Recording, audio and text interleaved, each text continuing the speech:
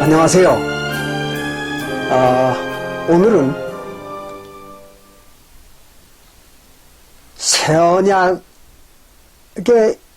6월절을 지키면 재앙이 넘어가는가 하는 이야기를 가지고 여러분들과 함께 말씀을 나눠보겠습니다. 우리가 작년 연말께 마태복음 26장의 6월절 규례와 새언약의 진실이라는 제목의 말씀을 가지고 6월절에 대한 이야기를 서로 나눠본 일이 있습니다. 그러나 6월절에 대한 그 내용은 상당히 깊고 광범위하고 난해한 것들이기 때문에 오늘 이 6월절과 재앙에 대한 얘기를 가지고 한 번 더 말씀을 나눠보기로 하는 것입니다. 여러분들도 아는 분들은 아시겠지만 근래에 6월절이라는 것을 지키는 것이 새언약이라고 그렇게 가리키기도 하고, 또는 6월절을 지켜야 영혼의 구원을 얻는다 이렇게 또 주장하기도 하고, 또는 6월절을 지키면 모든 사람들이 신상에 모든 재앙이 다 넘어가고 또 지구가 멸망하는 그런 그 대재앙이 와도 6월절을 지킨 사람들은 그 재앙에서 구원을 받는다. 이런 아주 황당무계한 이야기들을 만들어 가지고 사람들을 현혹하는 그런 그 야바의 종교 집단들이 나타나 가지고 작패를 하고 있는 것입니다. 그럼에도 불구하고 한국에는 종교의 자유라는 그런 법률이 있기 때문에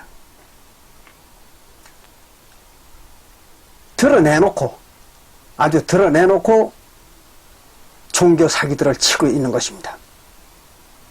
그래서 오늘은 그 문제에 대해서 여러분과 함께 같이 이야기를 나누겠습니다. 먼저 아는 분들은 아시겠지만 모르는 분들을 위해서 6월절이라는 것이 도대체 무엇이냐 하는 것에 대한 이야기를 좀 나눠보겠습니다. 본래 이스라엘 나라가 생겨가지고 모세 시대가 이르기 전에는 율법이라는 게 없었습니다. 즉 종교적 법률이죠. 종교적 법률이 없었어요. 그랬다가 이제 모세 때에 와가지고 이스라엘의 신, 즉 여호와라고 하는 이스라엘의 신이 이스라엘 민족이 애굽 땅에서 종노릇 하는 것을 불쌍히 여겨가지고 그들을 제 애굽에서 구원해내는 것입니다. 그때 이제 애굽의 왕이 바로였던 거죠. 그러니까 바로의 입장에서는 이스라엘 백성들을 갖다 노예로 부리고 있으니까 그들을 해방시킬 마음이 없겠죠. 그래서 극구 이스라엘 백성들이 독립하는 것을 차단을 했습니다. 그러니까 이제 할 수 없이 이스라엘 신 여호와라는 그 하나님이 이스라엘 민족을 애굽에서 이끌어내기 위해서 바로 왕과 이스라엘 백성들에게 기사이적을 행해가지고 막대한 피해와 압력을 가했던 것입니다. 그게 이제 10가지 재앙이라는 거죠.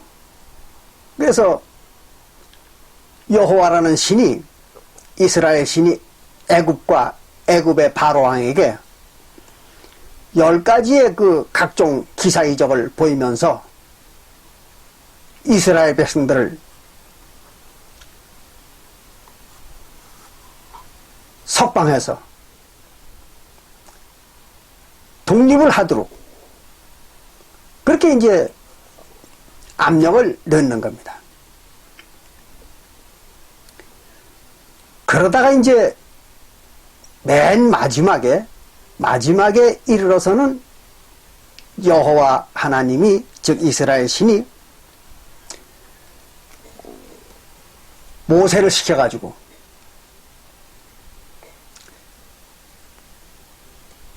유월절이라는 절기를 지키도록 합니다. 그게 아주 중대한 일이었던 거죠. 왜 유월절을 지키도록 했는가 하면 유월절을 지킴으로 해서 이스라엘 백성들은 피해를 보지 않고 그 유월절 밤에 애굽의 바로와 이스라엘 모든 백성들의 장자, 즉 마다들입니다. 마다들을 다 죽이기로 기억을 했던 거죠. 하나님이. 근데 사람만 죽이는 게 아니고 동물들까지 마다들은 다 그날 밤에 죽였던 거예요. 그 6월절 밤에. 그리고 이스라엘 사람들, 즉 6월절 제사를 지킨 이스라엘 사람들에게서는 아무런 그 피해를 받지 않는 그런 현상이 나타나도록 했던 거예요. 그러니까 바로와 그 애굽 백성들은 혼비백산했던 거죠. 그래가지고 이제 이스라엘 백성들을 갖다가 놓아주는 겁니다. 그렇게 해서 이스라엘 백성들을 갖다가 이제 여호와라는 신이 애굽에서 탈출을 시켰던 거예요. 그 얘기는 여러분들 들어보셨을 거라고 생각합니다. 근데 그때 여호와 하나님이 이스라엘 백성들에게 모세를 시켜가지고 이렇게 지시를 합니다. 이스라엘 모든 백성들은 하나님의 달력, 즉 이스라엘 백성들의 달력으로 1월 14일 밤입니다. 1월 14일 밤을 기해서 모든 가정들이 1년 된 어린 양을 잡아가지고 그 고기를 불에 구워 먹는 겁니다. 그런데 어린 양의 고기만 구워 먹는 게 아니라 지난번에도 제가 말씀드린 바와 마찬가지로 무교병이라고 하는, 즉 부풀지 않은 떡, 그 개떡이라고 그러죠 우리는 보통. 그 부풀지 않은 떡과 그리고 쓴나물을 같이 먹으라고 그렇게 얘기를 했어요. 그리고 이제 그 양의 피를 문에다 발라라. 그러면은 이스라엘 백성들은 아무 피해를 받지 않을 것이다. 그렇게 하나님이 지시를 했던 겁니다. 그래서 이스라엘 백성들은 그렇게 했죠. 그러나 애굽 사람들은 아무도 그걸 몰랐으니까 그 6월절을 지키지 않았던 거예요. 이스라엘 달력으로 1월 14일 밤에. 그랬더니 그날 밤에 애굽 백성들의 마다들과 그 모든 짐승들의 첫 새끼가 다 죽었던 겁니다. 그날 밤에.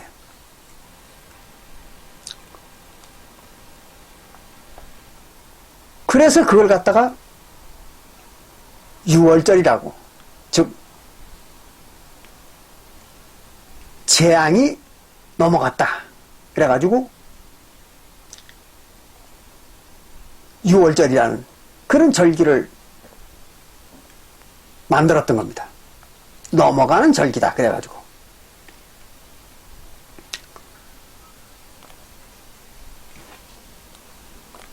그것은 이제 여러분들이 출애굽기 12장 4절부터 14절에 보면 그게 기록이 되어 있습니다. 출애굽기 12장 4절부터 14절에 보면 자세히 기록이 되어 있어요.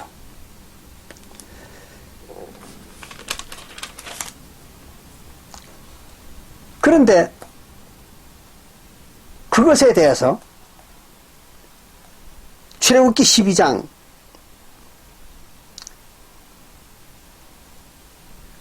25절부터 27절에는 이렇게 기록하고 있습니다. 너희는 여호와께서 허락하신 대로 너희에게 주시는 땅에 이를 때에, 가나안 땅입니다. 가나안 땅에 들어가거든. 그런 얘기예요. 이럴 때에 이 예식을 지킬 것이라 그랬어요. 가나안 땅에 들어가거든 이 6월절 예식을 지켜라. 즉 이스라엘 달력으로 1월 14일 밤에 1년 된 양을 잡아가지고 불에 구워 먹되 무교병과 쓴 나물을 같이 먹어라 하는 얘기입니다. 그걸 지키라는 거예요. 그리고는 26절에 이렇게 말하고 있습니다. 여호와 신이 이후에 그랬습니다. 이후에 너희 자녀가 묻기를 이 예식이 무슨 뜻이냐 하거든. 그랬어요. 이게 무슨 말인가 하면요, 이 양고기와 무교병과 쓴 나물을 먹는 이 6월절 예식을 왜 하느냐 이렇게 묻거든. 그런 얘기예요. 이게 무슨 뜻이냐 이렇게 묻거든. 그 말은 왜 이런 예식을 하느냐 이렇게 묻거든 는 이렇게 대답하라는 거예요. 너희는 이르기를, 너희는 대답하기를 자손들에게 이는 여호와의 6월절이라. 이렇게 행하는 것이 바로 6월절이라는 거예요. 그리고 여호와께서 애굽 사람을 치실 때에 여호와 하나님이 애굽 사람을 칠 때에 애굽에 있는 이스라엘 자손의 집을 넘으사 우리의 집을 구원하셨느니라 하라. 이랬어요. 이걸 여러분들이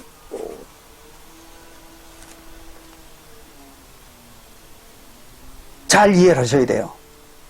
여기 이랬어요. 여호와께서 애굽 사람을 칠 때 그랬습니다. 그게 언제예요? 바로 모세 때죠. 모세 때. 출애굽 때. 출애굽 때에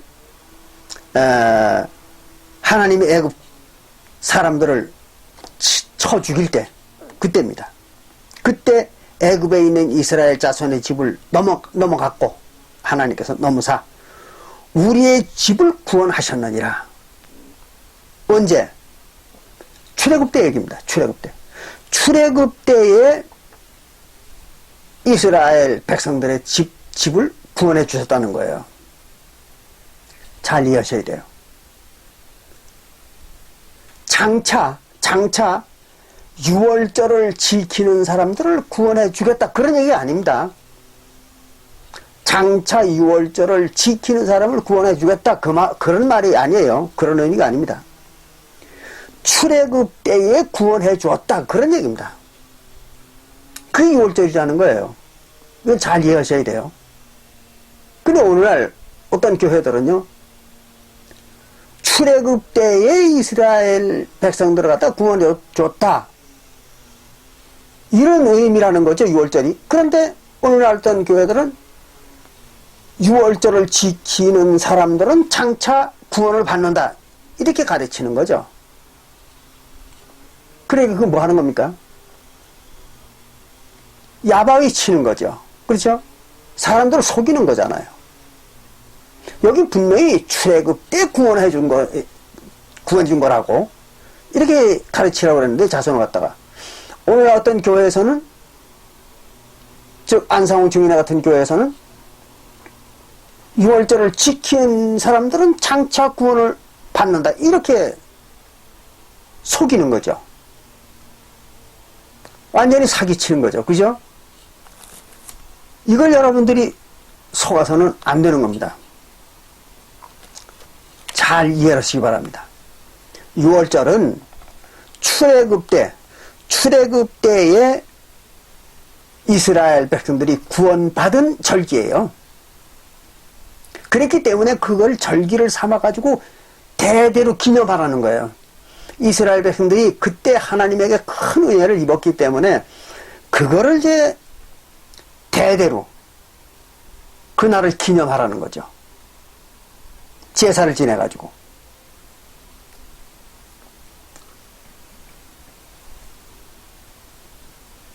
여러분들이 이걸 잘 이해하셔야 돼요.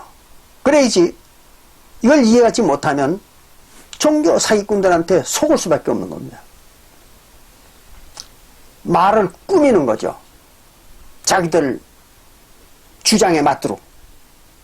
그게 이제 종교 사기꾼들이 하는 짓입니다. 엄연히 여기 성경에 출애굽 때에 구원을 받았기 때문에, 출애굽 때에 이스라엘 백성들이 구원을 받았기 때문에 그거를 기념하기 위해서 대대로 지키라는 거죠. 그런 것이지 유월절을 지킴으로써 장차 구원을 받는다 이런 얘기가 아니잖아요. 그리고 여기에 뭐라고 했어요? 여호와의 유월절이라 그랬죠. 유월절 제사라. 이게 또 중요한 것이죠. 유월절 제사입니다. 뭐 하는 게? 양고기를 구워 먹고, 그 다음에 무교병을 먹고, 쓴 나물을 같이 먹는 거. 이게 유월절 제사입니다. 본래 제사라는 의미는 특정 신에게, 어떤 신에게 음식물을 바치는 거, 그게 제사잖아요. 그렇죠? 그런데 이 유월절 제사는 아주 특별합니다. 그게 아주 이 유월절이라는 절기의 신기한 특징입니다. 유월절 제사는 신에게 양고기와 무교병과 쓴 나무를 바치는 게 아니고 백성들이 그걸 먹는 거예요. 백성들이 양고기와 무교병과 쓴 나무를 먹는 것이 제사입니다. 아주 특이하죠. 이런 제사는 세상 어디에도 없을 거예요. 아주 특이한 제사입니다. 이게 유월절 제사예요. 잘 이해하세요. 어쨌든 유월절이라는 건 그렇게 지키는 제사입니다. 그리고 이것은 출애굽 때 이스라엘 백성들이 이 유월절로 인해서 크게 구원을 받았던 거죠. 그래서 이스라엘 백성들이 대대로 지키는 예식입니다. 그리고 절기죠. 그래서 이것을 갖다가 모세 율법의 첫 번째 절기, 그러니까 제삿날이죠. 첫 번째 제삿날로, 절기 제삿날로 정한 겁니다. 이게 이제 유월절이라는 절기의 실상입니다. 그리고 의미고,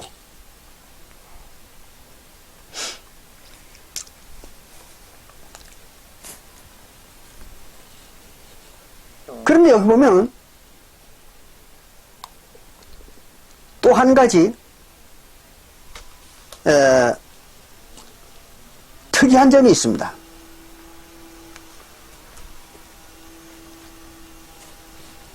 출애굽기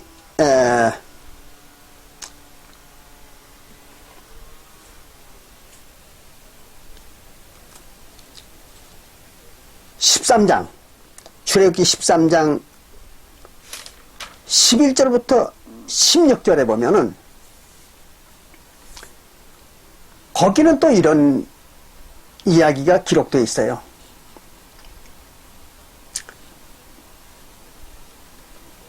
이스라엘 백성들은 첫 번째 아들, 그래 장자죠. 장자를 낳거나 아니면 집에서 키우는 짐승의 첫 순놈의 새끼가 태어나거든.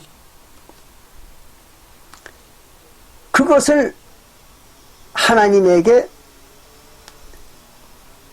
대속하라. 그런 규례가 있어요. 그런 율법이 있습니다. 대속하라는 얘기는 무슨 말이냐면요,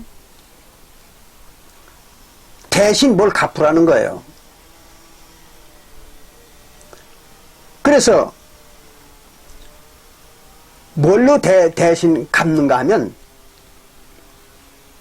어린 양, 1년 된 어린 양 새끼를 하나님 앞에 바치라는 거예요. 쉽게 얘기하면 이런 얘기입니다. 첫째 맏아들이 태어나면은 그 맏아들 태어난 것에 대한 대가로다가 하나님한테 어린 양 하나를 바치라는 거예요. 또 송아지나 닭락이나 또는 무슨 염소나 어쨌든 집에서 기르는 가축이 첫 새끼 순놈을 낳으면은 바로 그 순놈을 낳은 것에 대한 대속으로 하나님에게 어린 양 하나를 바치라는 거예요. 이게 이제 하나님의 명령이었습니다. 제가 읽어드릴게요. 이렇게 써 있어요.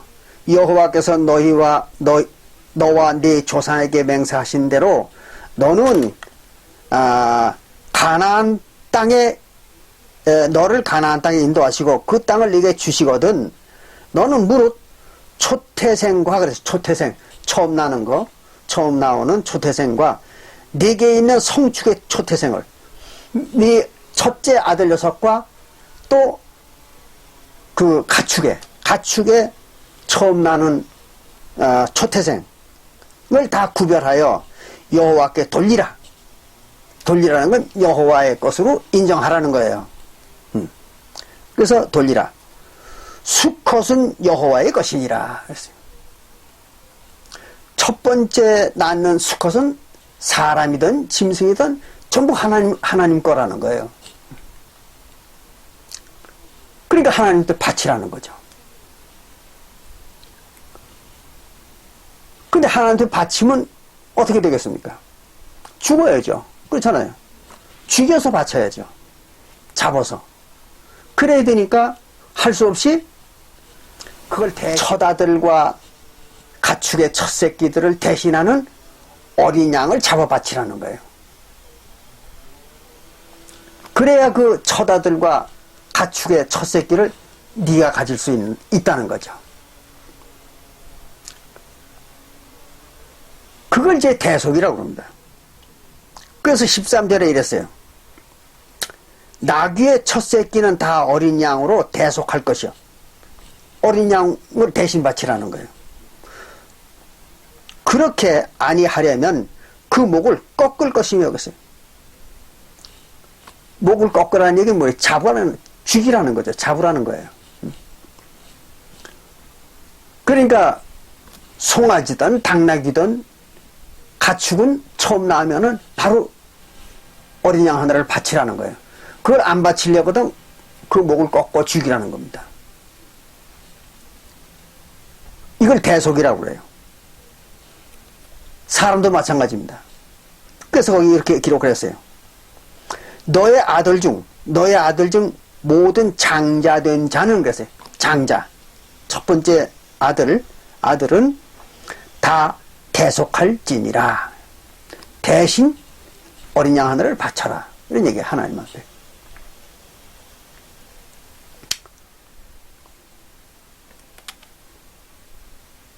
그러면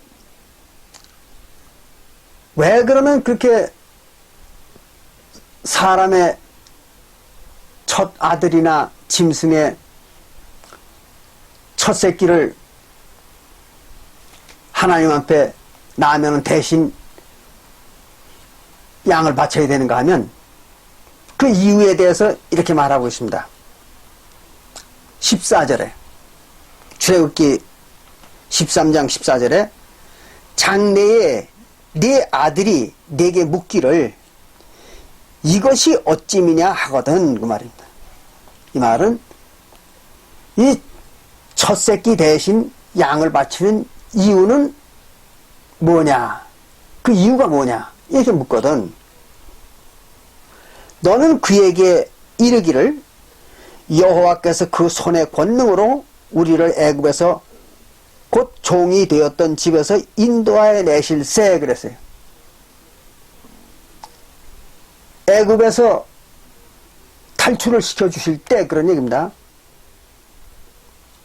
탈출을 시켜주실 때에 그때 바로가 강팍하여 우리를 보내지 아니하매 여호와께서 애굽 나라 가운데 처음 나온 것을 사람의 장자로부터 성축에 즉 가축에 처음 나온 것까지 다 죽이신 거로 그걸 다 죽였다는 거예요.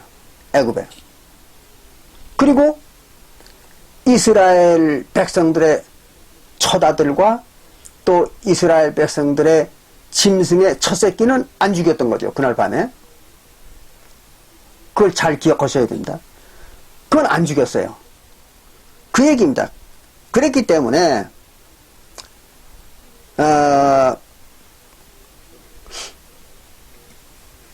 초태생의 수컷은 다 여호와께 희생으로 드리고 우리 장자는 다 대속하나니 이것으로 내 손의 기호와 내 미간의 표를 삼으라 했어요.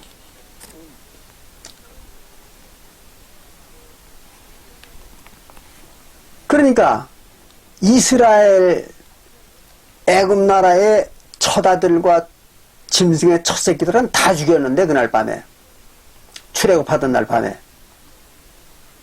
6월절 밤이죠. 그런데 이스라엘 백성들의 처다들과 짐승의 첫 새끼들은 안 죽였던 거죠, 하나님이. 그러니까 이스라엘 백성들은 자기들의 처다들과 첫 새끼를 하나님한테 그냥 얻은 거잖아요.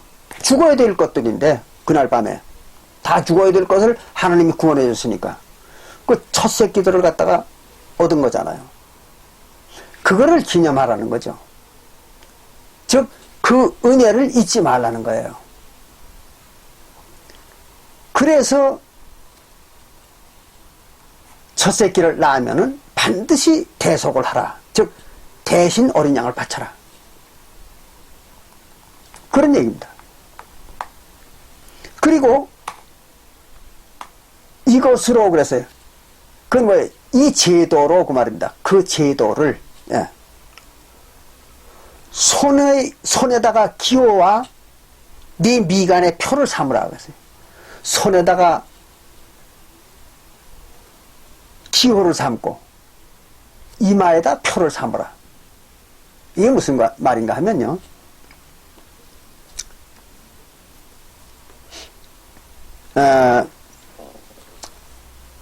이스라엘 나라 사람들은 구약시대에 이스라엘 사람들은 자기네 율법을 기록한 가죽에다 기록을 해가지고 그 가죽을 손목이나 또는 앞이마에다가 달고 다니는 그런 풍습이 있었어요. 그건 왜 그런가 하면 하나님이 그렇게 하라고 시켰거든요. 즉 여호와 신이 그렇게 하라고 시켰거든요. 그래서 그들은 그 율법을 기록한 가죽을 갖다가 손목이나 이마에다가 메고 다녔던 것입니다. 그래서 여기서도 출애굽기 14장 16절에서 이 율법, 즉 첫 새끼는 대속한다는 그 율법을 갖다가 손에다 기호를 삼고 미간에다 표를 삼으라. 그 말은 무슨 말이냐면 율법을 삼으라 그런 얘기입니다. 율법을. 그걸 이렇게 기록한 겁니다.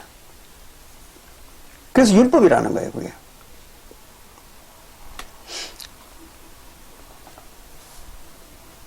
그러니까 이와 같이 6월절에 즉 출애굽 때 6월절 밤에 일어났던 일들을 대대로 기념하는 이유는, 대대로 기념하고 율법으로 지키는 이유는 출애굽 당시에 6월절날 일어났던, 즉 6월절날 밤에 일어났던 그 사건을 기념하는 것이다. 그래야 됩니다. 그런 것이지 출애굽 당시에 일어났던 그 6월절 날 밤의 사건이 후대에도 계속 지속된다. 그런 얘기가 아닙니다. 그걸 여러분들 잘 기억하셔야 돼요. 안 그러면 종교 사기꾼들한테 속는 겁니다. 6월절 밤에 일어났던 사건, 즉 애굽에서 출애굽할 때에 6월절 밤에 일어났던 그 각종 사건들의 그 신비하고 놀라운 사건들에 대해서 후대에 기념하기 위해서 대대로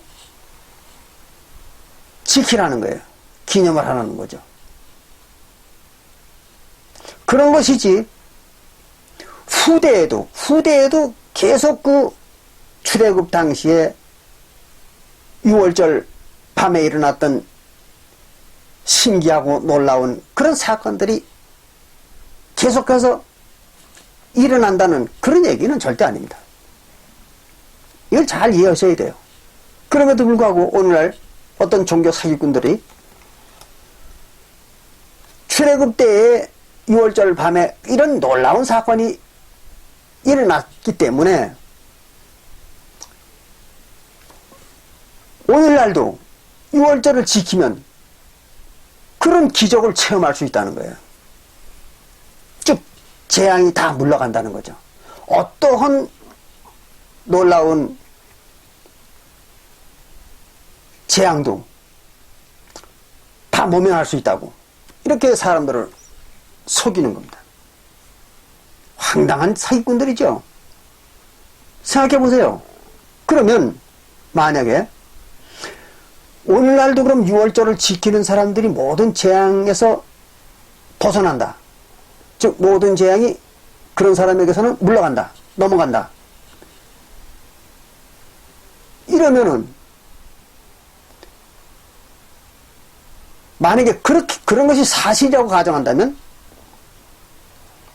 그 교회, 그렇게 주장하는 그 교회 교인들은 전혀 재앙을 당하지 않아야 되잖아요. 그래야 논리적으로 맞는 얘기잖아요. 그렇죠? 그런데 내가 알기에도 또 내가 경험한 바를 가지고 얘기하더라도 그 교회 교인들이 무수한 재앙을 당하는 거예요. 뭐 교통사고를 당하기도 하고 또는 불치병에 걸려가지고 반신불수가 되기도 하고 또는 죽기도 하고 사고나 병으로 죽기도 하고 별별 일이 다 있는 거예요. 그 교회 교인들 중에는 그런 자들이 많아요.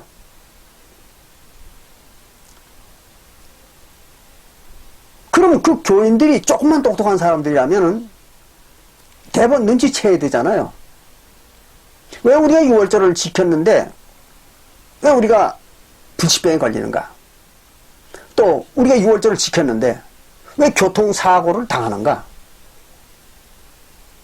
또는 각종 재앙을 왜 벗어나지 못하는가?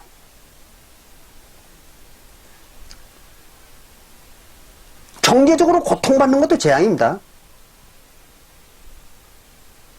그런데 그 교회 교인들 중에 치질이 못 사는 사람들이 얼마나 많습니까? 그것도 재앙이잖아요. 그럼 왜 나는 이런 재앙을 당해야 되는가?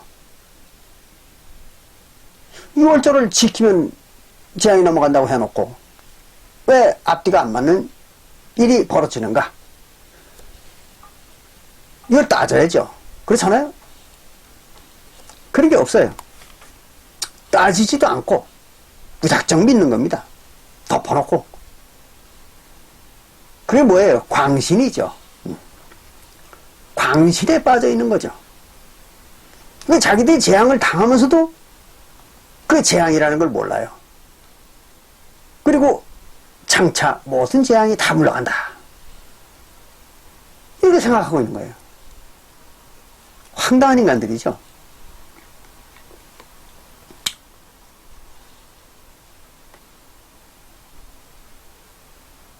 그러니까 완전히 교인들을 속여먹는 종교 사기꾼들이죠. 그렇잖아요.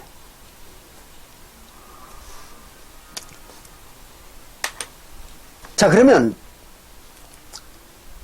과연 이스라엘 백성들은 6월절을 지키고 재앙이 다 물러갔는가? 또 6월절을 지킴으로써 모든 재앙에서 구원을 받았는가? 이스라엘 백성들이. 그 역사를 조금 더듬어 보겠습니다. 그러면 여러분들이 그 안상홍 증인회에서 주장하는 그 재앙이 6월절을 지키면 재앙이 넘어간다는 그런 주장이 얼마나 황당무계한 주장인지를 여러분들이 알게 될 것입니다. 우선 여러분들이 민수기 14장 26절부터 38절을 읽어보십시오. 민수기 14장 26절부터 38절을 여러분들이 나중에 읽어보세요.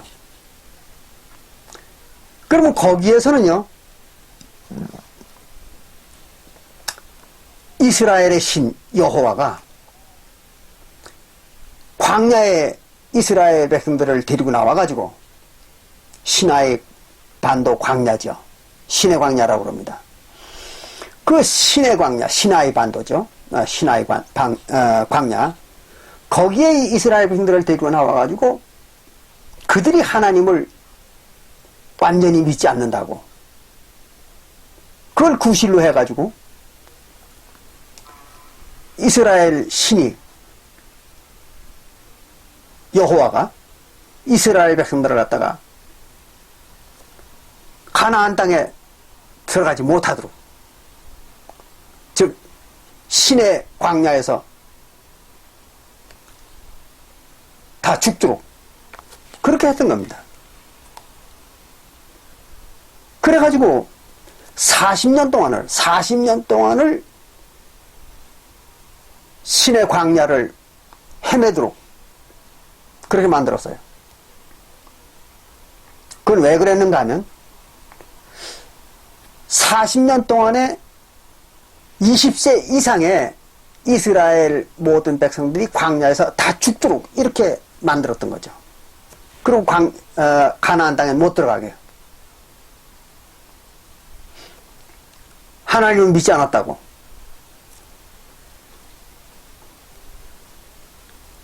그 하나님이, 그 여호와 하나님이 아주 어떻게 보면 속이 아주 협소한 그런 신처럼 느껴질 때도 있습니다. 이런 경우에는. 그런 이스라엘 백성들 중에 20세 이상 된 사람은 다 광야에서 다 죽었죠. 그리고 가나안 땅에는 전부 20세 미만의 젊은이들만 들어갔어요. 다만 모세의 제자인 여호수아와 갈렙만 예외로 인정을 했던 거죠, 하나님께서. 그런 일이 있었어요. 그러면 그 40세 이상 된 사람들이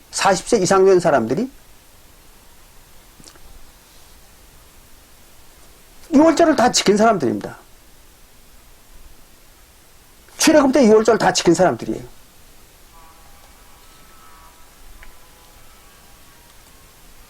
그런데 그런 재앙을 당했던 겁니다.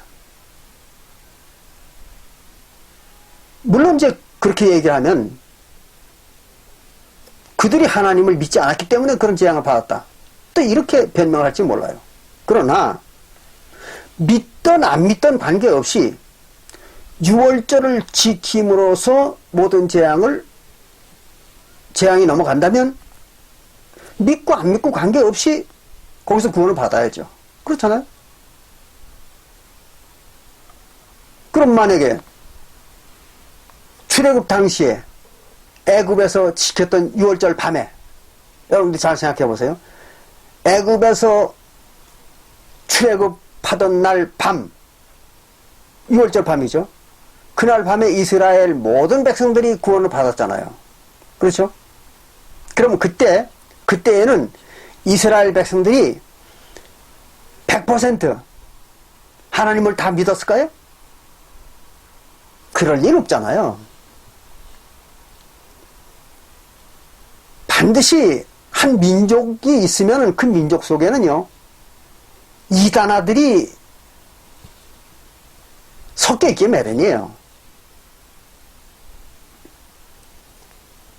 그래서 그 중에는 믿지 않았던 놈들도 한두 놈 있었을 거예요. 아무리 없어도. 그래도 이스라엘 백성들 다 구원받았잖아요, 그날 밤에. 그래야 그게 말이 맞는 거예요. 그랬으니까 광야에 나와가지고 이스라엘 백성들이 비록 하나님을 안 믿은 자들이 더러 있다 하더라도 그 중에서 또 하나님을 믿었던 자들도 있잖아요. 그런데 그걸 다 광야에서 죽도록 한다는 것은 앞뒤가 맞지 않는 얘기죠. 그러니까 6월절을 지킨다고 해서 반드시 모든 재앙에서 벗어난다. 그건 거짓말이죠. 또 열왕기하 23장 23절부터 29절에 보면 열왕기하 23장 23절부터 29절에 보면 유다 나라의 요시야 왕이 백성들과 함께 유월절을 잘 지켰다고 그렇게 기록하고 있어요. 유다 나라의 요시야 왕이 그 백성들과 함께 유월절을 잘 지켰다고 기록하고 있어요. 그래서 조금 전에 제가 얘기했던 안상홍 증인의 하나님의 교회, 그 교회에서는 어떻게 가르치는가 하면 요시야 왕이 유월절을 백성들을 데리고 잘 지켰기 때문에 그 요시야 왕이 복을 받았다. 복을 받고 재앙을 당하지 않았다. 이렇게 사람들을 속입니다. 요시야 왕이 유월절을 잘 지켰기 때문에 백성들을 데리고 잘 지켰기 때문에 복을 받았다는 거예요. 그리고 재앙을 당하지 않았다는 겁니다.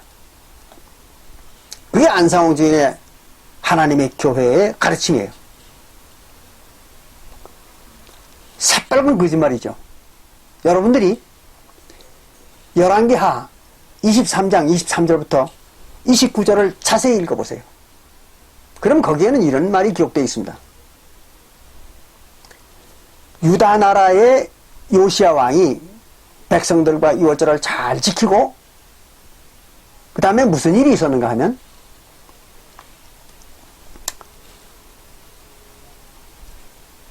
이 요시야의 할아버지가 므낫세라는 사람입니다.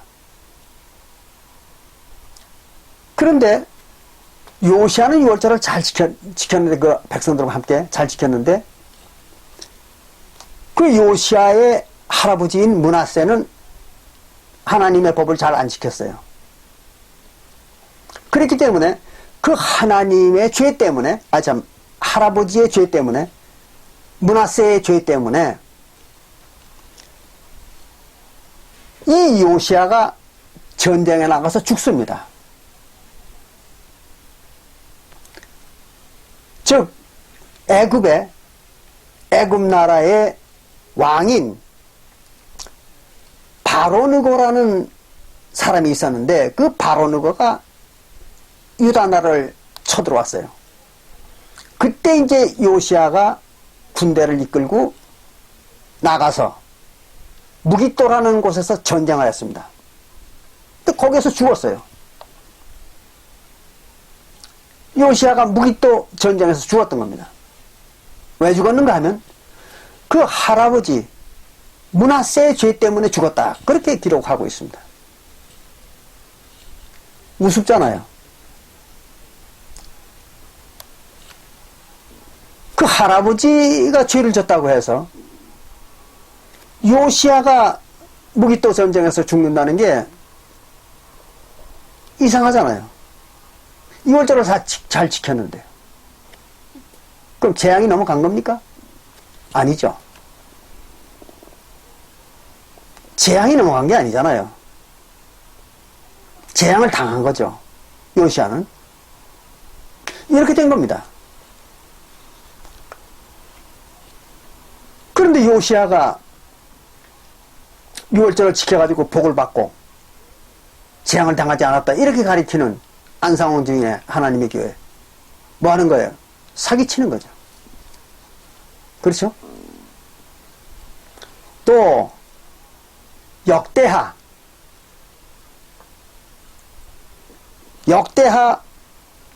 30장 1절부터 20절을 보면요. 그것도 나중에 여러분들이 읽어보세요. 시간이 없으니까. 역대하 30장 1절부터 20절에 읽어보시면 거기에는 유다 나라 왕 히스기야가 백성들과 더불어 유월절과 각종 율법을 잘 지켰다. 그렇게 나옵니다.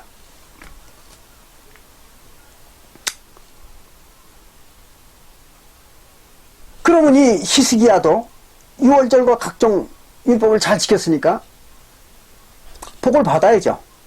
그렇죠? 그래가지고 이스라엘 신이 처음에는 이 히스기야에 대해서 많은 은혜를 베풉니다. 히스기야가 전쟁에서 또 각종 복을 누리도록 해주고, 또 병이 걸렸는데 그 병도 또 낫게 해주고, 그런 이스라엘 신이 히스기야를 좋게 봐가지고 그런 은혜를 베풀었어요. 거기까지는 좋았습니다. 근데 그 다음에 가가지고 어떤 일이 있었는가 하면, 하나님이 히스기야를 시험을 했어요.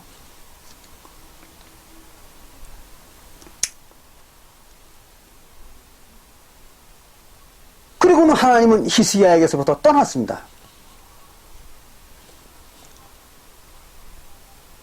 그 말이, 그런 기록이 어디에 있는가 하면 같은 역대하 32장 31절부터 33절에 나옵니다. 역대하 32장 31절부터 33절에 보면 하나님이 히스기야에게서 떠났다. 그렇게 나옵니다. 그럼 히스기야가 무슨 잘못을 했는가? 아닙니다. 특별한 잘못을 한 게 없어요, 히스기야는. 그런데도 하나님은 떠나버렸습니다. 그리고 히스기야를 시험했어요.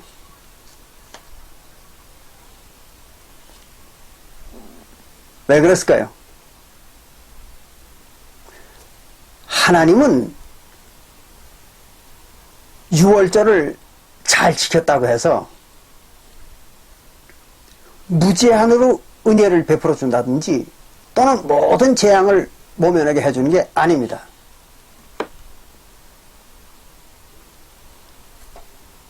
이스라엘 신은 어떤 신인가 하면 모든 일을 자기의 생각과 계획대로만 하는 신입니다.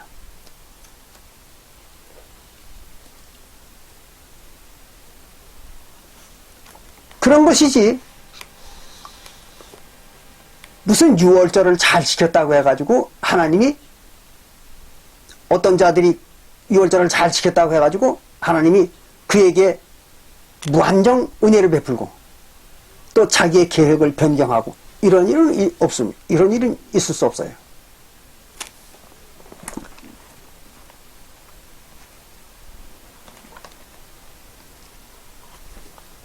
로마서, 신약성경에 로마서 9장 15절부터 보면 이스라엘의 신이 어떤 신인가 하는 것이 나옵니다. 잘 보십시오.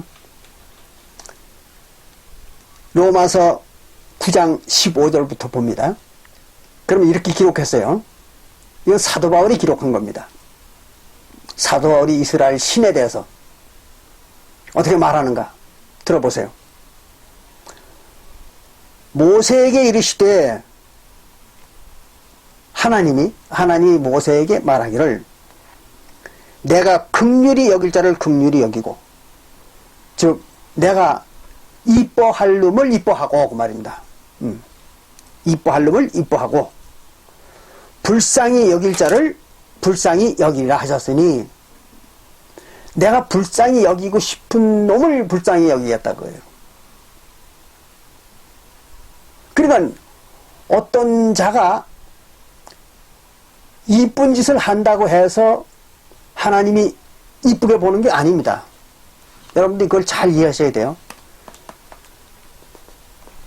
이쁜 짓을 많이 한 놈을 이쁘게 보는 게 아니에요. 이스라엘 신은. 또 어떤 놈이 불쌍하게 됐다고 해서 그놈을 불쌍하게 여기는 게 아닙니다.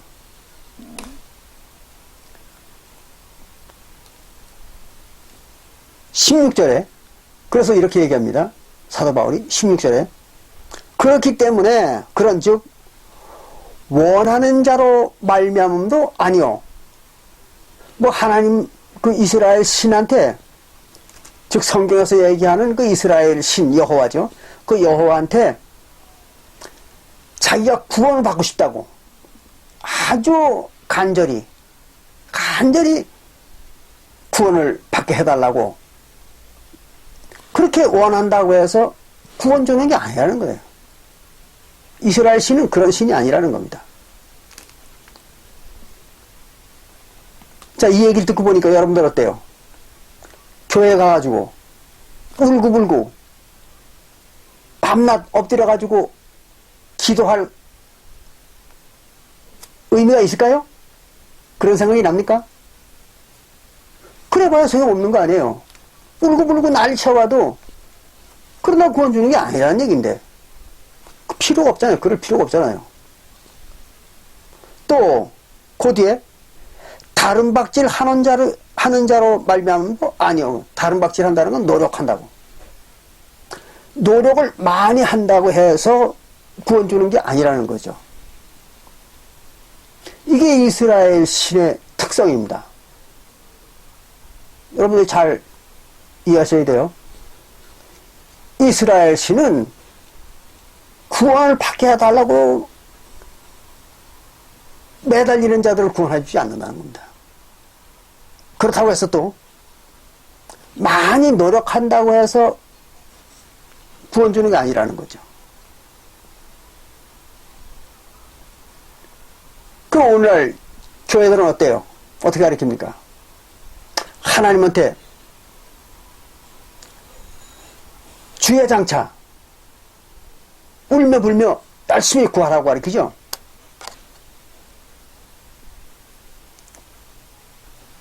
근데 이 말을 들으면 어때요? 그럴 가치가 있습니까? 없습니다. 또 뿐만 아니라 열심히 노력을 한다 이거예요.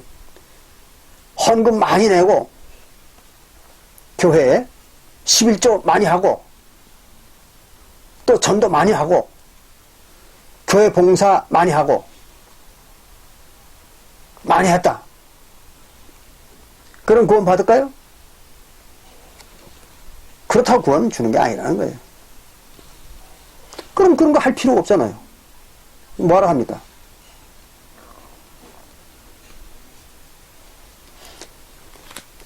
이 하나님이라는 성경에서 얘기하는 이 신은 모든 거를 자기 멋대로만 하는 거예요. 자기 생각과 계획대로만 하는 겁니다.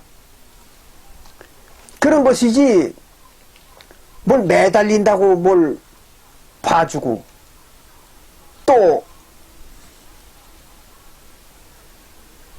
노력을 많이 한다고 해서 구원 주고 그런 거 없습니다. 그래서 여기 그렇게 기록합니다. 다른 박질하는 자로 말미암도 아니요 오직 긍휼히 여기시는 하나님으로 말미암음이니라. 이게 무슨 말이에요? 하나님 멋대로 한다는 거죠. 하나님의 생각대로, 하나님의 계획대로 그렇게 하는 겁니다.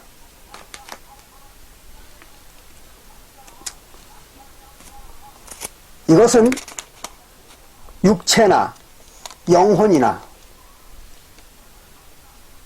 그 후손의 번식 법칙입니다. 여러분들 그걸 잘 이해하셔야 됩니다. 후손을 생산하는 데 있어서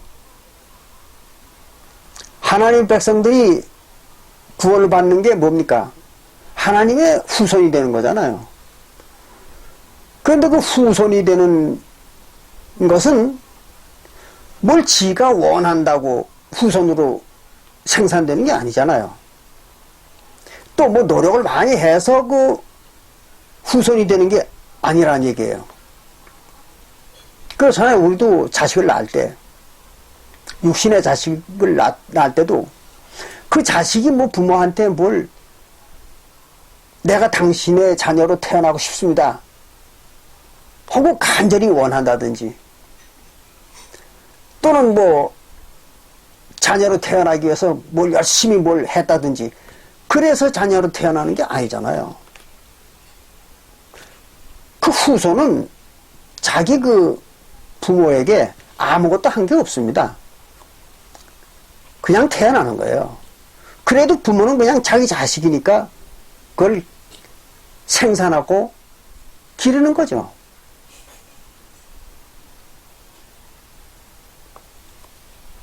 그랬기 때문에 후손은 자기 조상, 즉 부모에 대해서 감사함을 느끼는 것입니다. 또 사랑을 느끼는 것입니다.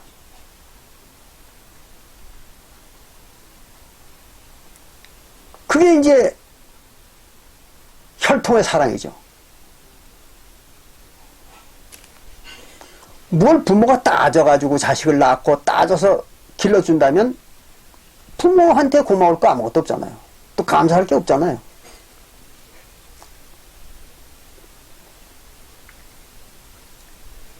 여러분들이 이걸 잘 이해하셔야 돼요. 이스라엘 신도 그런 것입니다. 뭘 노력을 하고 그런 거 필요 없는 거예요. 다만 우리가 우리 조상, 즉 영혼의 조상인 신에 대해서 감사하기 때문에, 정말 너무 감사하기 때문에, 그래서 우리가 하나님을 위해서 또는 우리들의 형제들을 위해서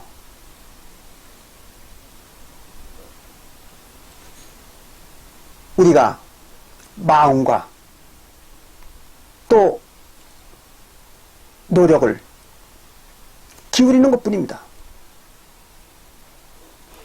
그런 것이지 뭘 하나님한테 잘한다고 또 뭐 유월절 같은 걸 잘 지킨다고 그렇게 해서 구원받고 뭐 되는 게 아닙니다. 자, 그러면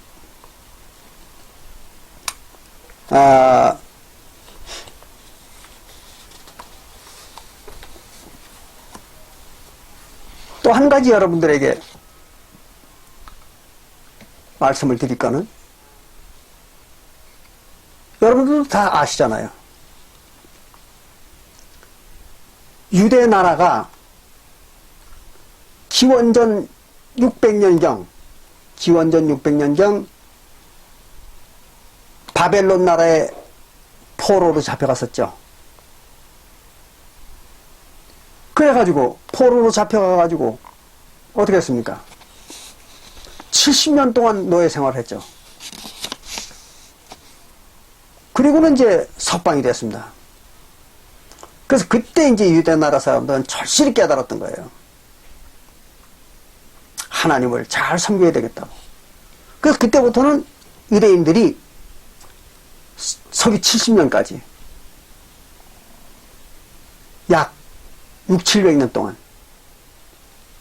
유월절을 잘 지켰던 것입니다. 매년 유월절을 철저하게 지켰어요. 근데 그 결과가 어떻게 됐을까요? 그들이 복을 받고 모든 재앙에서 해방이 됐을까요? 아니죠. 그렇게 유월절을 잘 지켰음에도 불구하고 유대인들은 기원전 600년경부터 서기 70년까지 자기 나라를 회복하지 못했습니다. 그리고 계속 이방민족의 식민지 노릇을 했던 거예요. 그리고는 끝내 서기 70년에 멸망하고 말았죠.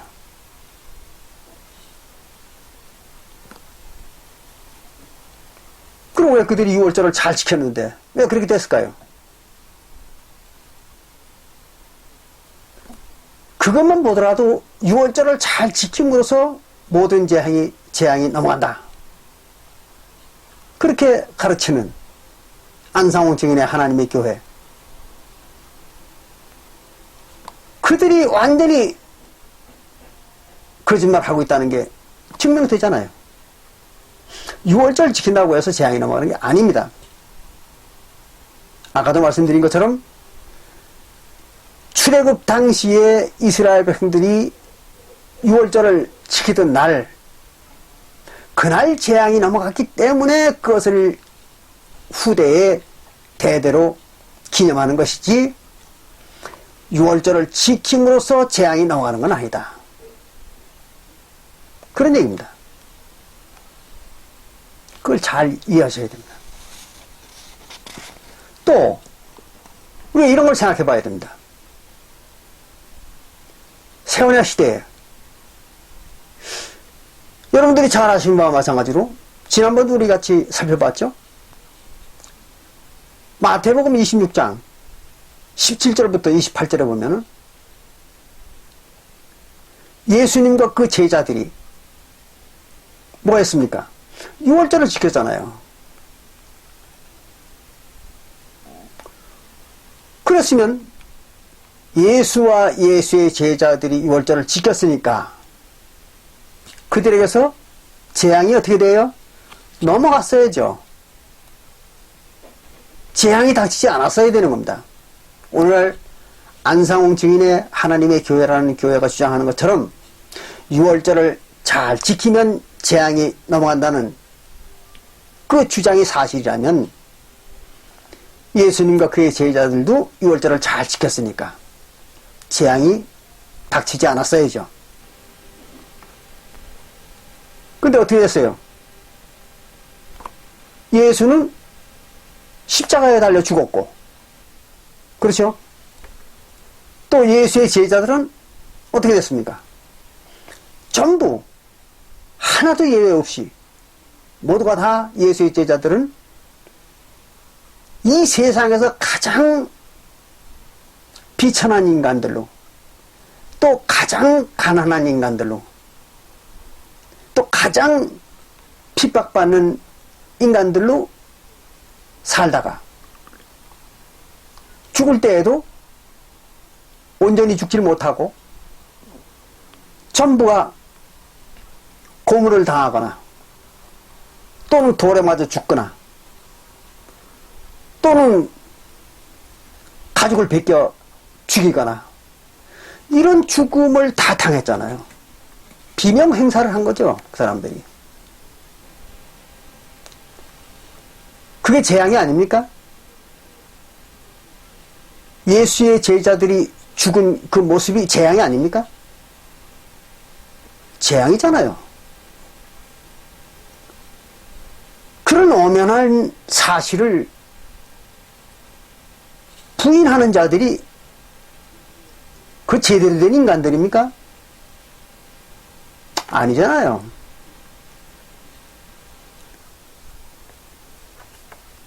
예수의 제자들이 유월절을 안 지켰기 때문에 그런 재앙을 당했습니까? 말도 안 되는 얘기죠. 이걸 보더라도 유월절을 지킴으로 말미암아 재앙이 넘어간다. 이런 주장은 종교 사기꾼들이 하는 얘기죠. 그런 것이지 그게 성경적인 얘기는 아니잖아요. 근데 그 말을 믿고 그 안상홍 증인의 하나님의 교회라는 그 교회의 그 주장을 믿고 자기 귀중한 인생을 거기다 다 바치고 비참한 일생을 사는 사람들이 부지기수입니다. 이게 인간들이에요. 얼마나 황당한 인간들입니까?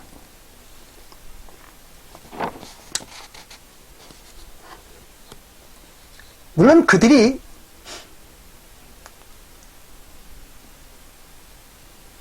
그것을 판단하기 싫어서 안 하는 것도 아니고, 또 그게 거짓말이라는 거, 종교 야박이라는 거를 깨닫기 싫어서 못 깨닫는 건 또 아니에요.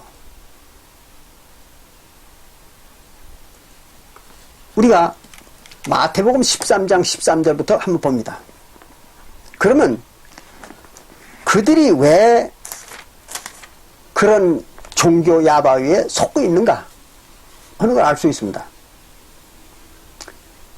마태복음 13장 13절에 보면 여기 이렇게 기록했죠. 예수께서 그러므로 내가 저희에게 비유로 말하기를, 저희가 누군가 하면 구원받지 못하는 유대인들을 말하는 겁니다. 그러니까 구원받지 못하는 유대인들은 어떤가 하면 이렇다고 그랬어요. 저희가 보아도 보지 못하며, 보아도 눈으로 보지 못한다는 거예요. 성경 아무리 읽어도 그게 무슨 의미인지를 모릅니다. 그래서 봐도 못 보는 거예요. 또 들어도 듣지 못하며, 누가 무슨 얘기를, 올바른 얘기를 해줘도 그걸 알아듣지 못한다는 겁니다.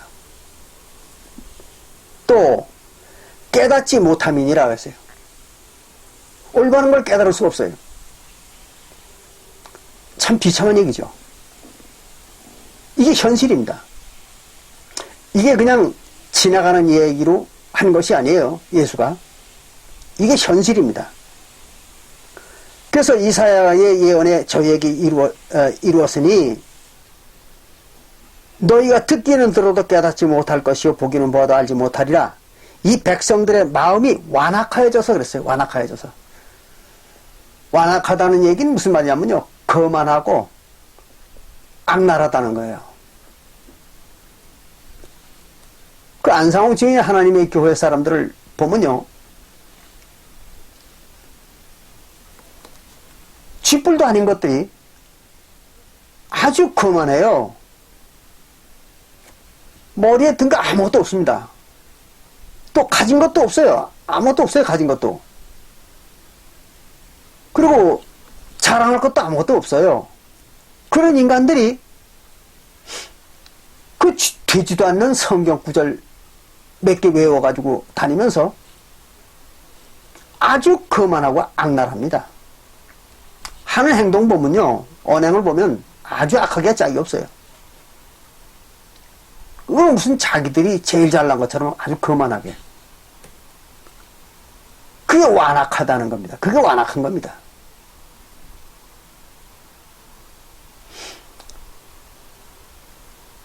그들이 그런 마음을 가졌다는 거예요. 그런 그 완악한 마음을 가졌기 때문에 아무리 봐도 보이지 않고 아무리 들어도 들리지 않고 깨달아지지 않는다는 겁니다. 뭐 때문에? 완악한 마음 때문에. 그 거만하고 악랄한 마음 때문에. 그 우리 흔히 그런 말 하잖아요. 모든 것은 자기가 아는 만큼 보인다. 그런 얘기 들어보셨죠? 자기가 아는 만큼 보인다. 그와 같은 겁니다.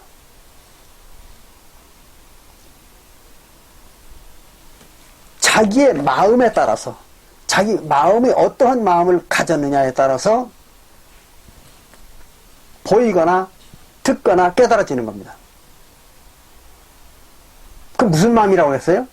하나님께서 성경에 보면 겸손한 마음이라고 했어요. 겸손한 마음. 겸손한 마음을 가져야, 겸손한 마음을 가져야 보이고 들리고 깨달아지는 겁니다.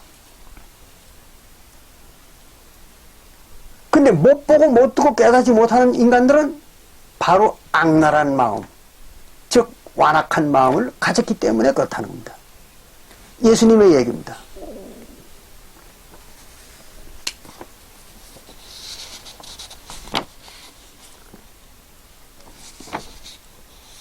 그래서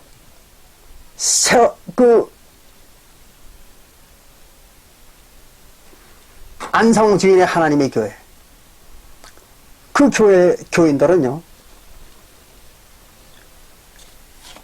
자기들이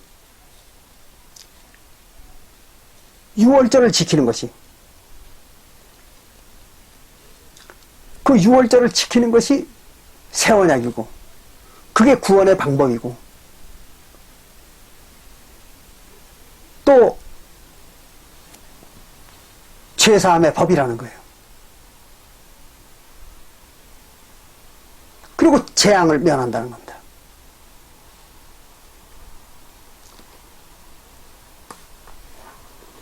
그게 철두철미하게 믿고 있어요.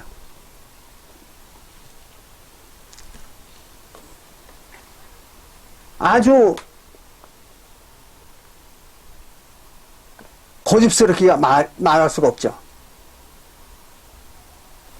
그게 이제 완악한 자들의 실상입니다.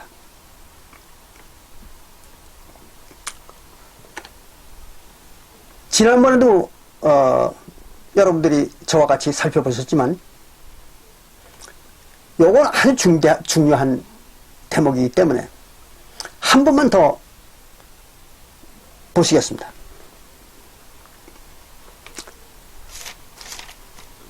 신약시대의 유월절에 대해서 마태복음 26장의 17절부터 28절까지가 가장 잘 기록이 되어 있습니다. 마가복음 14장이나 또는 누가복음 22장에도 기록이 되어 있어요. 그러나 마가복음 14장의 기록이나 누가복음 22장의 기록은 불완전하게 기록되어 있습니다. 불완전하게 기록되어 있어요. 그래서 가장 완전하게 기록되어 있는 마태복음 17장서부터 28절을 보는 것입니다. 지난번에도 우리가 같이 살펴보신 것처럼 마태복음 26장 17절에 보면 이렇게 기록되어 있죠. 무교절의 첫날이 6월절이죠. 예. 첫날에 제자들이 예수께 나와서 가로되 6월절 잡수실 것을 우리가 어디서 예비하기를 원하시나이까? 그러니까 예수가 말하기를 성 안에 아무에게서 이르시되 선생님 말씀이 내 때가 가까웠으니 내 제자들과 함께 6월절을 내 집에서 지키었다 하시더라 하라 하신데 제자들이 예수의 시키신 대로 하여 6월절을 준비하였더라 그랬습니다. 예수님 제자들이 가서 6월절 지킬 준비를 했다는 거예요. 그리고 20절에 아주 중요하죠. 여기서 20절에 저물 때에 6월절은 꼭 해가 져서 저물 때에 지키잖아요. 저물 때에 예수께서 12제자와 함께 앉으셨더니 저희가 먹을 때에 그랬어요. 저희가 누굽니까? 예수와 예수의 제자들이죠. 예수와 예수의 제자들이 같이 6월절 음식을 먹는 겁니다. 같이 먹는 거예요. 그러니까 예수와 예수의 제자들이 뭘 했습니까? 6월절 음식을 먹었죠. 잘 기억하셔야 됩니다. 6월절 음식을 먹었습니다. 예수와 예수 제자들이. 그때에 내가 진실로 너에게 이르노니 너희 중 한 사람이 나를 팔리라 그랬어요. 너희 중에 한 놈이 나를 팔아먹을 것이다. 이 얘기를 예수님이 했어요. 그러면서 뭘 했습니까? 예수와 예수 제자들이 음식을 먹었죠. 그럼 예수와 예수 제자들이 같이 음식을 먹었습니다. 그런데 마태복음 26장 26절에 건너뜁니다. 시간이 없어서 26절에 보면 저희가 먹을 때에 그랬어요. 예수와 예수 제자들이 먹을 때입니다. 6월절 음식을 먹었어요. 먹을 때에 예수께서 떡을 가지사 축복하시고 떼어 제자들을 주시며 가라사대 받아 먹으라 이것이 내 몸이라 하시고 이랬습니다. 예수님이 떡을 들고 축복 기도를 했습니다. 그리고 제자들을 줬어요. 먹으라고. 그러면서 이것이 내 몸이다. 즉 내 살이다. 이렇게 얘기했다고요. 이때의 그 떡은 예수가 축복 기도한 떡은 예수와 예수 제자들이 같이 먹었을까요? 아니잖아요. 예수는 안 먹고 예수의 제자들만 먹었죠. 이걸 잘 구분하셔야 됩니다. 마태복음 26장 20절부터 21절에 26장 20절부터 21절에서 먹었다는 음식은 예수와 제자들이 같이 먹었습니다. 그게 6월절 음식이에요. 그런데 마태복음 26장 26절에서 제자들한테 준 떡은 예수는 안 먹었어요. 그리고 제자들은 먹었습니다. 그럼 이건 6월절 떡일까요? 아닙니다. 이걸 잘 구분하셔야 돼요. 6월절 떡이라면 예수님과 예수님의 제자들이 같이 먹었을 겁니다. 그래, 이 떡은 6월절 떡이 아니거든요. 그래서 예수님의 제자들만 먹인 겁니다. 여러분들 이걸 잘 구분하셔야 됩니다. 그리고 27절에 또 잔을 가지사 포도주잔을 예수님이 들고 사례하시고 축복기도 하고 저희에게 주시며 가라사대 너희가 다 이것을 마시라. 이 포도주도 또 축복기도 한 포도주도 예수는 안 먹었죠. 예수의 제자들은 먹인 겁니다. 그러니까 이 포도주도 6월절 음식이 아니죠. 그렇죠? 이것은 6월절 음식과는 다른 것입니다. 이거를 여러분들이 꼭 이해하셔야 돼요. 이거 이해하지 못하면은 종교 사기꾼들한테 속는 겁니다. 그래서 여러분들의 인생이 날아가는 거예요. 그리고 28절에 중요한 얘기입니다. 이것은 이게 뭡니까? 포도주, 즉 축복기도 한 포도주입니다. 포도주가 죄사함을 얻게 하려고 많은 사람을 위하여 흘리는 바 나의 피, 곧 언약의 피니라 했어요. 이 포도주가 죄사함을 주는 거라는 거예요. 죄사함의 포도주입니다. 이것이. 그리고 언약의 피라는 거예요. 예수님의 피면서 언약의 피라는 겁니다. 무슨 언약의 피일까요? 새 언약의 피죠. 새 언약의 피입니다. 자, 그러면 여기서 여러분들이 잘 아셔야 될 것은 예수님이 6월절 음식을 제자들과 같이 먹다가 갑자기 일어나가지고 떡과 포도주를 축사해가지고 제자들을 먹였어요.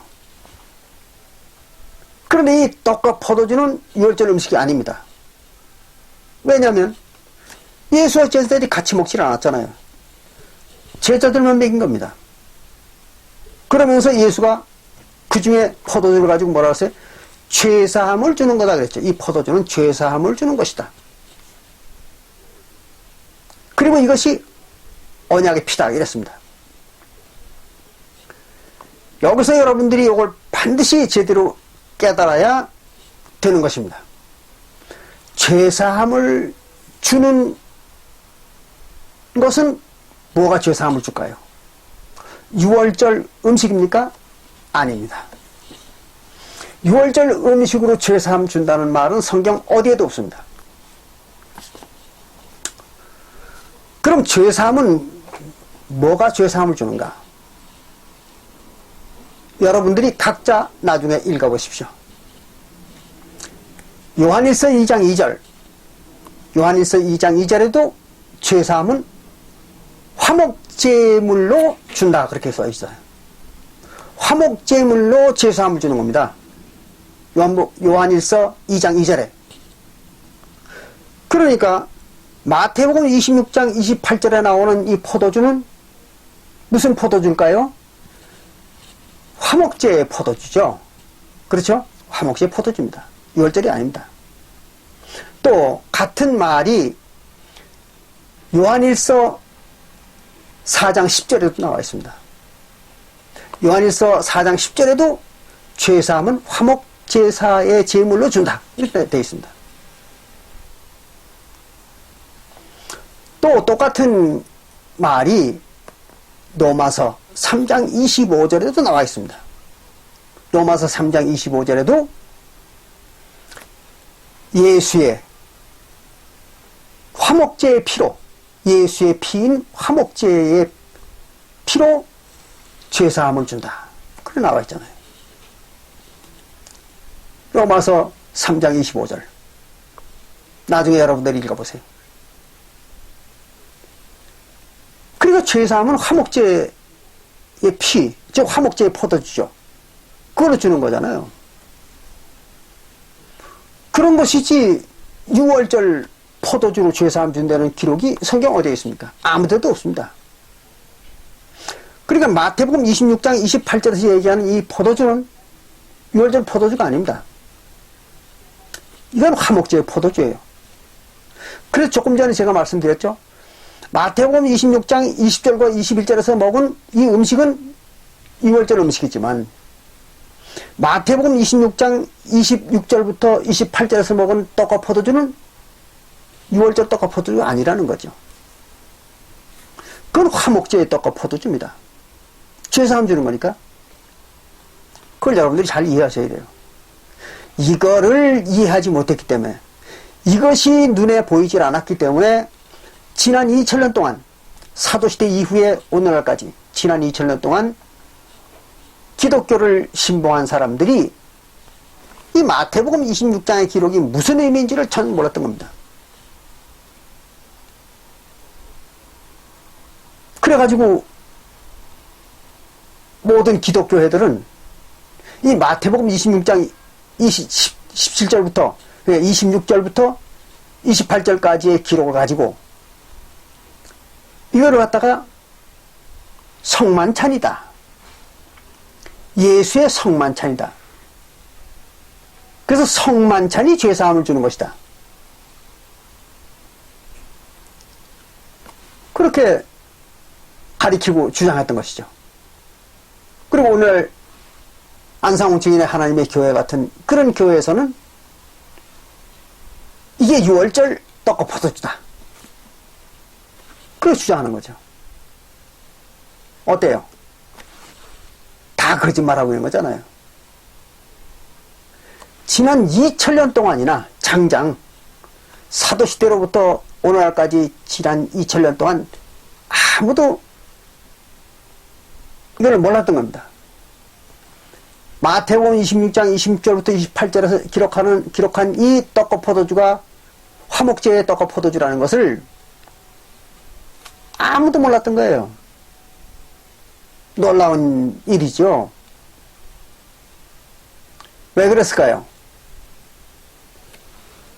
보는 눈과 듣는 귀와 깨닫는 마음을 주지 않았기 때문입니다. 그들에게. 누가? 바로 이스라엘 신 여호와가. 분명히 아까 마태복음 13장 13절부터 예수가 거기서 기록을 했잖아요. 보는 눈과 듣는 귀와 깨닫는 마음을 주지 않으면 아무도 알 수가 없다. 볼 수도 없고 들을 수도 없고 깨달을 수 없다. 이렇게 얘기했잖아요. 예수가.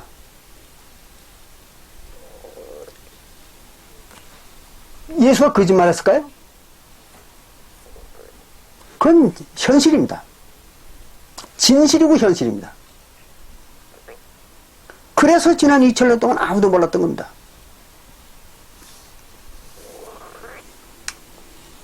참으로 신비하고 놀라운 일이죠.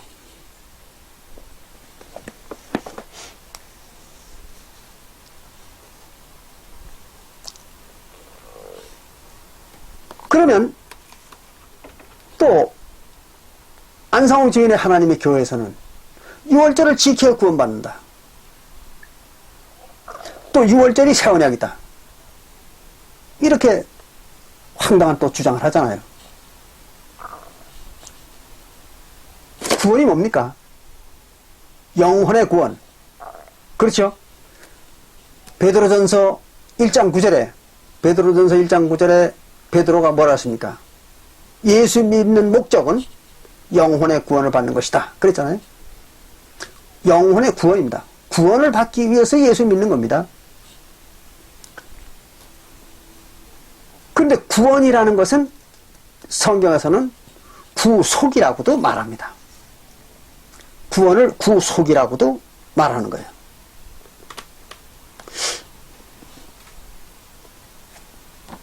그러니까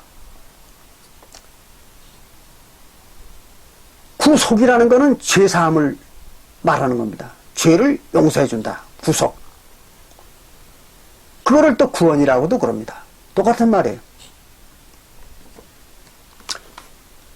누가복음 1장 77절을 봅니다.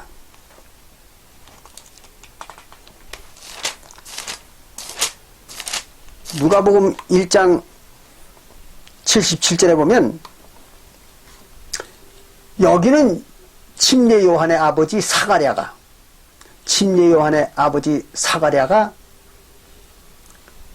성령의 계시를 받고 지금 말하는 겁니다. 이렇게 말하는 겁니다. 주의 백성이라는 건 이스라엘 하나님의 백성들입니다. 이스라엘 하나님의 백성들에게 그 죄사함으로 말미암는 죄를 사함을 받음으로 말미암는 구원을 알게 하리라 그랬어요. 죄 사함으로 말미암아 생기는 구원, 그걸 알게 하려고 했다, 그런 얘기입니다. 그러니까 죄 사함이 뭐예요? 구원이죠. 영혼의 구원이 바로 영혼의 죄 사함이잖아요. 그런 겁니다. 그래서 여기 지금 누가복음 1장 77절에 말하고 있잖아요. 구원이 곧 죄사함이라고.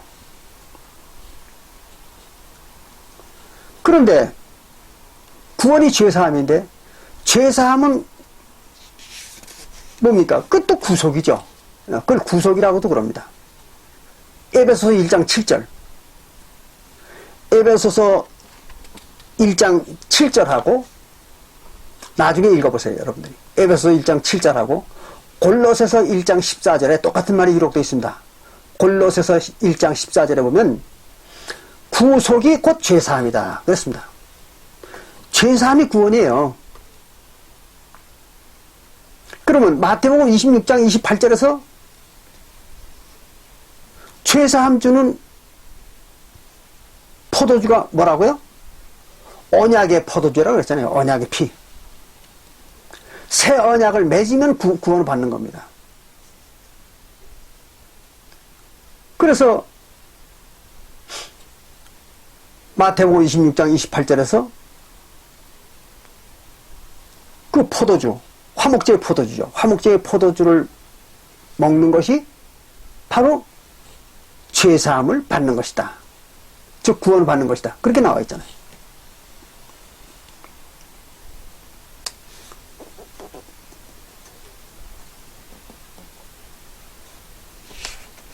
그러니까 화목제사를 통해서 화목제사의 떡과 포도주를 먹음으로써 구원을 받는 겁니다. 그런 것이지 6월절 떡과 포도주를 먹으면서 구원받는 게 아니에요. 생각해 보십시오. 만약에 6월절 떡과 포도주를 먹으면서 죄사함을 받는다 그러면 이런 모순이 생깁니다.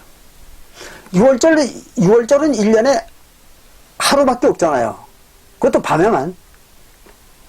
그러니까 6월절 떡과 포도주로 죄사함을 받는다 그러면 1년에 하루 저녁만 구원받을 수 있잖아요. 그렇죠? 말이 안 되는 거죠. 그런데 사도행전 2장을 보십시오. 거기에는 6월절이 아니고 오순절날 3,000명이 구원을 받았다고 나오잖아요. 그럼 말이 안 맞는 거잖아요. 6월절 떡과 포도주로 구원을 받는다 그러면 어떻게 사도행전 2장에 오순절날 3,000명이 구원받았다는 말이 기록될 수가 있습니까? 말이 안 되는 얘기죠. 그러나 화목제사는 1년 내내 아무 때나 지킬 수가 있습니다. 그거는 시간과 장소에 관계가 없습니다. 화목제사는 항상 아무 때나 지킬 수가 있는 것입니다. 그렇기 때문에 아무 때나 구원을 받을 수가 있는 거예요. 그래야 말이 맞는 거죠.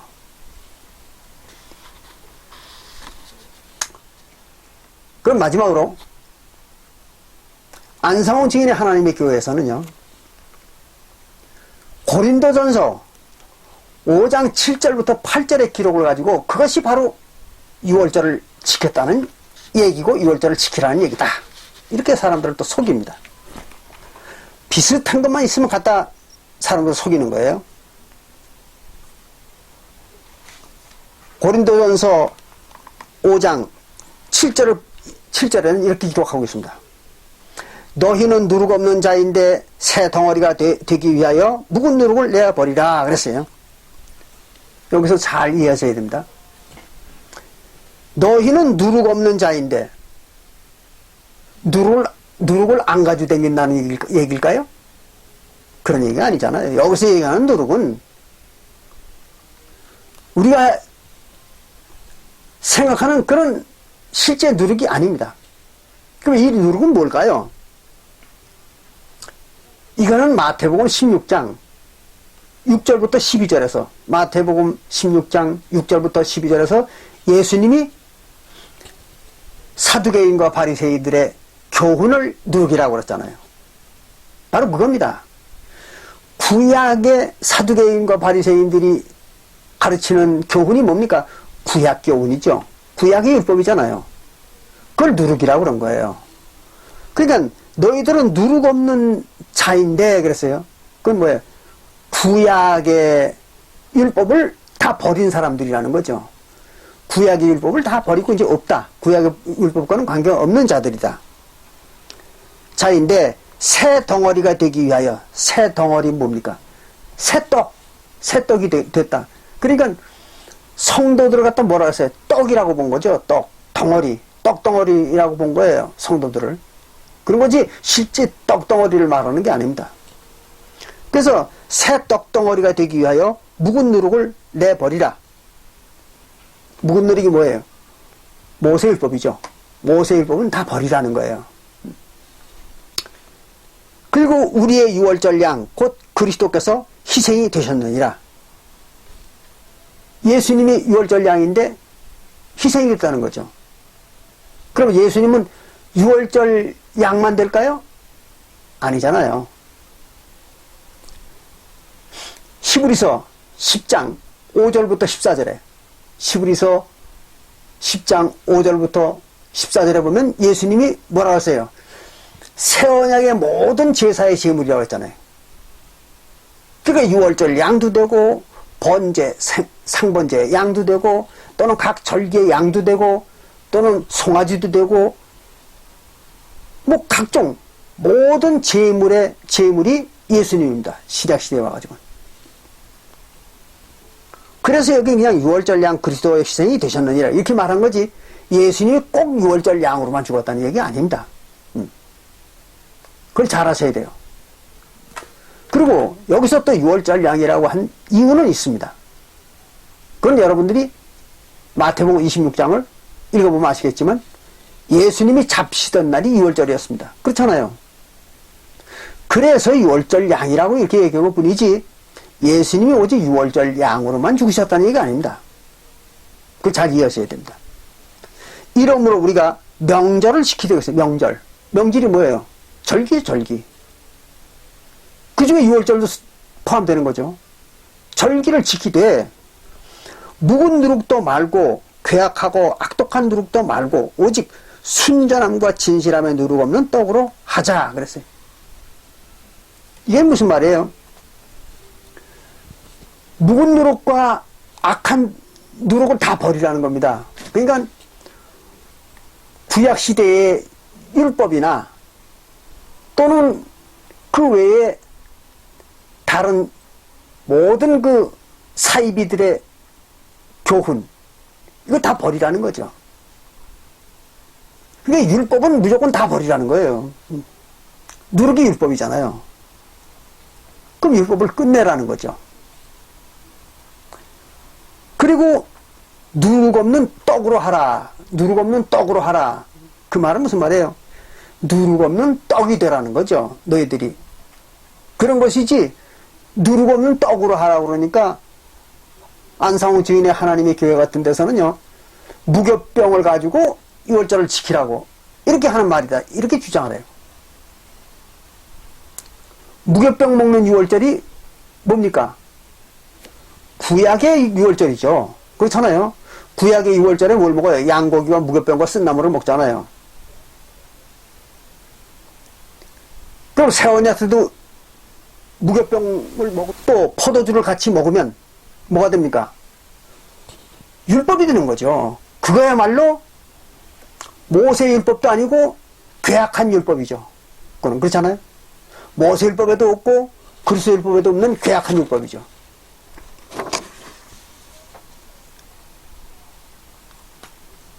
그건 말이 안 되는 거죠. 그러면 그들은 이렇게 얘기할 거예요. 그렇다면 화목제에서는 어떻게 떡과 포도주를 먹느냐? 이렇게 주장할 겁니다. 그러나 그거는 화목제는 언약을 맺는 제사이기 때문에 그걸 먹음으로써 끝이 나는 거죠. 그걸 먹음으로써 끝이 나는 겁니다. 화목제는. 그럼 다시는 안 하는 거죠. 그럼 모든 율법이 끝나는 거예요. 그걸 함으로써. 그러니까 딱 한 번만 할 수 있는 겁니다. 그거는. 언제? 성령을 받기 직전에. 성령을 받기 직전에 딱 한 번만 하는 거죠. 사도행전 2장 38절에. 그렇죠? 침례를 받고 죄사함을 받으라고 했잖아요. 죄사함이 뭐예요? 화목제죠. 죄사함을 받으라. 그러면 성령을 선물로 준다. 성령을 받기 전에 딱 한 번만 하는 겁니다. 그것으로 끝나는 거죠.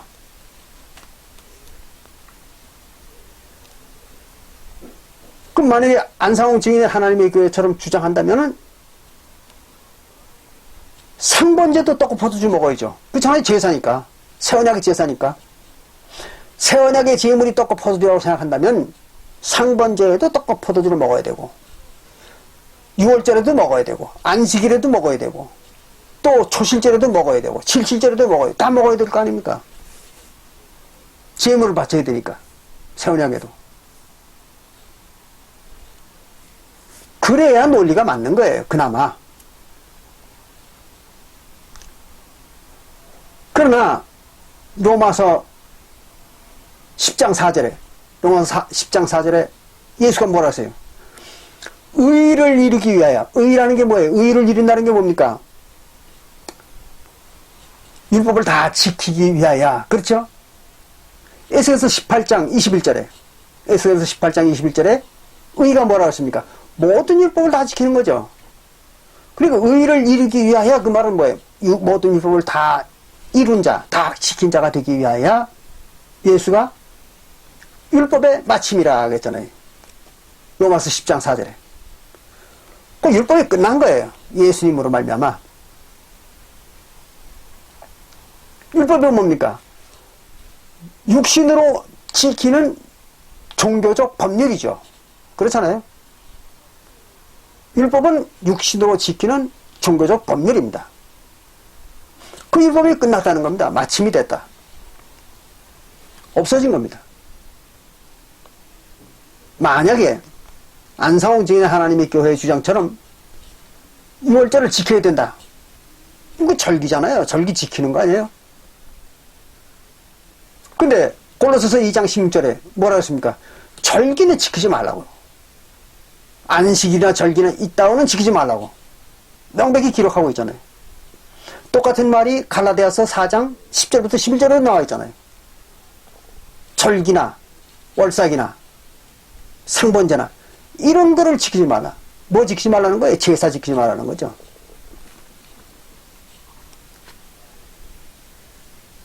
이렇게 성경에는 엄연히 명백한 기록들이 다 써 있습니다.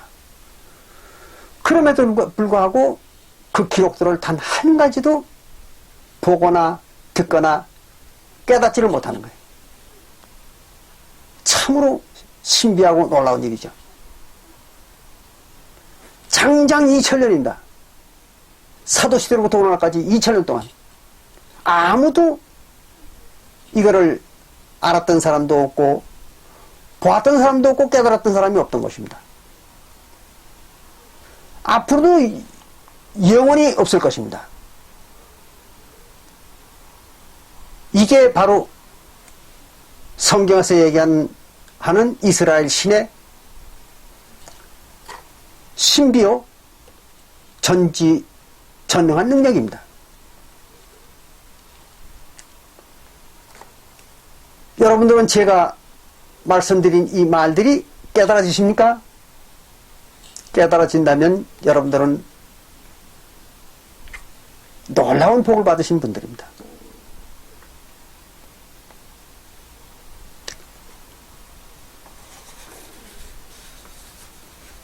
이렇게 해서